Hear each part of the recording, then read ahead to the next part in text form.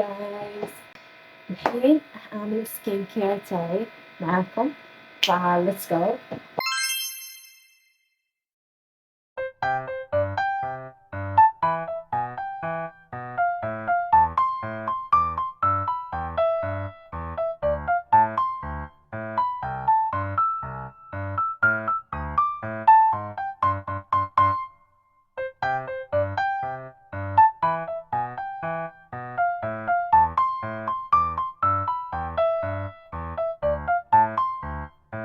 وهكا نكون خلصت سكين كير ويب.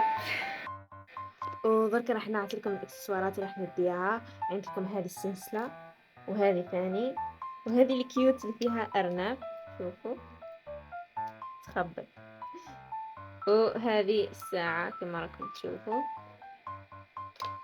وهذا الخاتم، وهذا ثاني.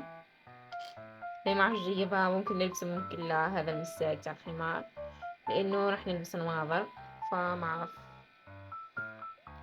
وذكر راح نعطيكم شو نحط في حقيبتي.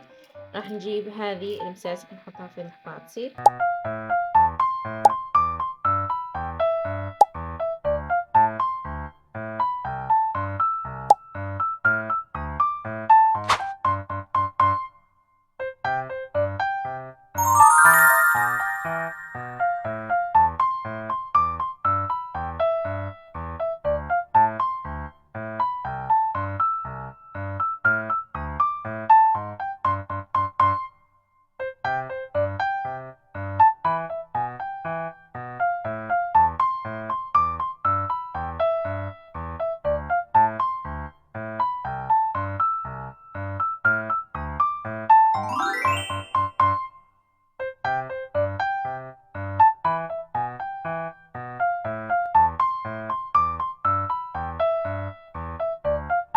بقى يا جماعة كما راكم تشوفوا روحت من الليسي وراني تعبانة بزاف، فراح نروح نرقد، لازمني نرقد.